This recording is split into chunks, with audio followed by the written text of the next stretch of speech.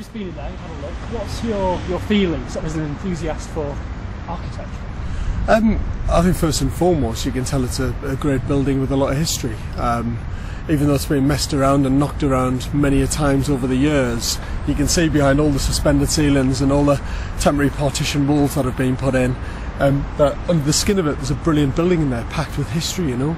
And for something like that to be demolished and knocked down and lost forever would be a scandal as far as I'm concerned. It's come so close to that on many occasions over the last 14 years. I think we've reached a point in Bradford now where people think maybe there is a future. Well, to be honest with you, over the last 20 or 30 years there's been a massive change in the way we regard historic buildings. All over Britain we've lost too many good buildings that could have been restored and saved, but you know, through lots of development schemes and regeneration projects, things have been chosen to be demolished rather than actually restored, and I think that's a shame, to be honest with you.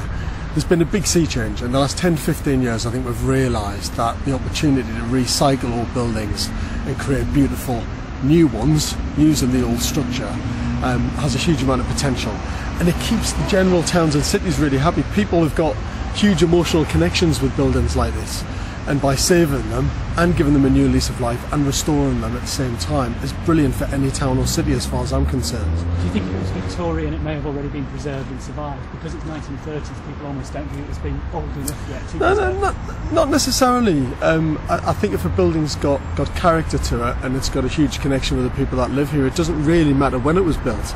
I come across a lot of campaign groups that campaign to save 50s and 60s buildings. You know, they're controversial because a lot of people either love them or hate them, to be honest with you. But I think with a building like this, you can't help but fall in love with it, really. I think it's just a shame that it's been allowed to fall in the level of disrepair that it has. It's obviously been really difficult financial times for all of Britain, and there's not a lot of funding around for buildings like this at the minute, but that doesn't mean to say that we should just sweep them away and build something brand new. When you only have to look around you, when we knock stuff down and build new, it's not always great, and I think we've got to really test out the viability of our old buildings properly before there's any demolition programme at all for any project, to be honest with you. You pointed at the new jewelleries in. I mean, would you say that's not great? I am not against new build projects. I'm not against regeneration projects. I think any town or city's got to look at a mix, if you like, of preserving old buildings, restoring old buildings and building new ones, and you've got to get that balance right. And I think with this building, when you look at the potential of it, it's vast. It's got a huge amount of potential for Bradford, you know, and I think to demolish it would be a shame. Just finally, that vastness you talk about could be its Achilles heel, couldn't it? I think at the end of the day, with any old building, you've got to look at how financially viable it is to bring it back into use, and whether any town or city has a desperate need for it. And also, people have got to want to do it. You know, the local community have got to want it, the town or city have got to want it, the council have got to want it as well, and you've got to back it. There's got to be a passion to preserve an old building and give it a new lease of life. For me, more than anything, when I see a lot of old buildings which are beautiful being demolished and then rubbish replaces them, just because it's new doesn't mean it's good.